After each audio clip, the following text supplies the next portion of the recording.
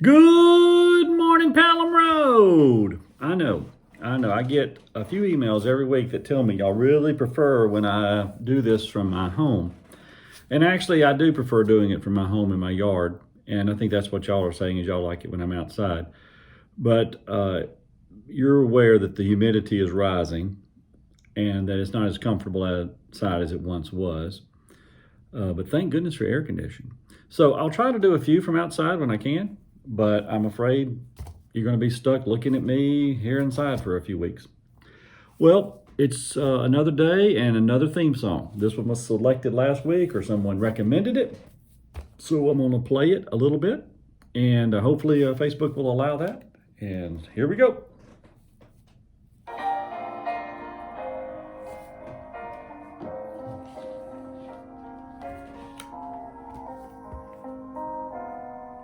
You got it? I know it sounds kind of sad, doesn't it? I always thought theme songs should be sort of peppy.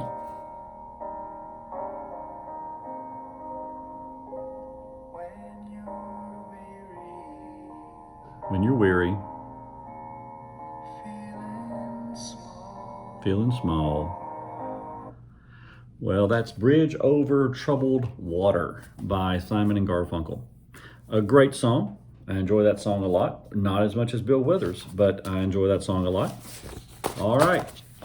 The question for today in the comment section below. The question is about where would you spend 6 weeks vacationing? All right. So you have an aunt. She's giving you some money. She died. She left you this amount of money. And you say, I've been putting this off for years. I'm going to go and have a good time. And you've got 4 choices. All right. You tell me in the comments below. You don't get to pick outside these choices, but these are your 4 choices to go. 1, you could go to Rome or Italy. This is say Italy at large. Ireland, you could go to Ireland at large and spend time traveling in Ireland. You could go to the Caribbean, or you could go to Montana. And if you've never been to Montana, Montana is an absolutely beautiful state with lots to see. So where would you prefer to go if you had some time and money was no object? All right.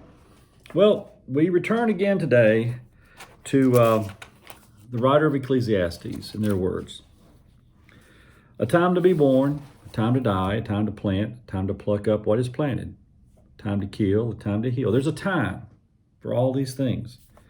A time to weep, and then there's a time to laugh, a time to mourn, and a time to dance, a time to embrace, a time to refrain from embracing, a time to keep, and a time to throw away. So here we are back again. I was not implying yesterday that silence or even listening is the only response. There is a time to speak up. And I suspect after we have listened and learned, speaking up is a brave and necessary act that we need to take. With social media, speaking up is easier than ever to do. But in our rush to speak, I just wanted us to pause and remember that before we speak, we need to listen. There's a time to speak. There's also a time to listen. But today we consider, is it time to keep or is it time to throw things away? Now, my family did not raise hoarders. We come from a long line of discarders. I think my own children could work for the CIA. They could throw everything they need in a duffel bag and clear out of a residence in probably less than a minute.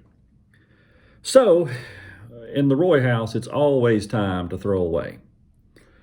But is there a time to keep? Most people actually fall on that side of the mountain, I'm learning. Most people are keepers. Some would call them hoarders. They just enjoy collecting things. That's mama's. Don't throw it away. You can't throw that away. That belonged to my mama. Or, that was given to us for our wedding. That was given to us for our wedding. I can't believe after 44 years, you're just going to throw it out. Well, just throw me out too. That's the way we feel. The writer's point this morning is that everything has its day. Our job, again, the burden, is for us to know when to keep it and when to let it go. But let's not limit this thinking to things or possessions. There are some ideas whose time has come and gone. And yet we cling to that idea. It's like a life jacket and we're standing in 3 feet of water. Hardly anything lives forever, not even ideas.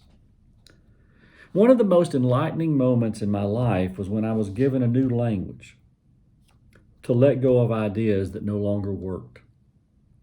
But I was afraid to say they were wrong. You see, we often tag ideas and belief with words like right and wrong, good and bad. And when we do this, we are reluctant to move away from what we or someone that we value has labeled as good or right. It may have once been good, but now you or others have really outgrown that idea, just like a coat. I mean, it would be the height of foolishness, wouldn't it, to wear a coat at 30 that you were given at 12. Sometimes you just outgrow things.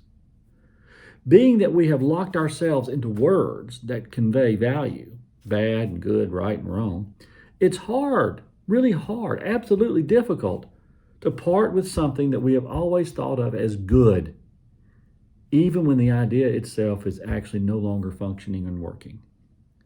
Now, the new language I was given to provide me the freedom to throw away some ideas was the language of dead or alive. You see, ideas have expiration dates. And I found this language actually in Scripture. You see, Jesus was a relentless reformer. But you can't change people if you always look at their ideas and just say, that's a bad idea. You can't. What, you think you can worship God here? Or you think you got to worship God in the temple? You just can't move the meter any by just always degrading other people's long-held positions. So Jesus learned how to do that a little differently. Jesus learned to teach people that their ideas, while there was a time when they were terribly accurate and terribly important and very functioning, were just now dead. Yeah, we built the temple. We built that temple for God. That's exactly right, but God's not in there.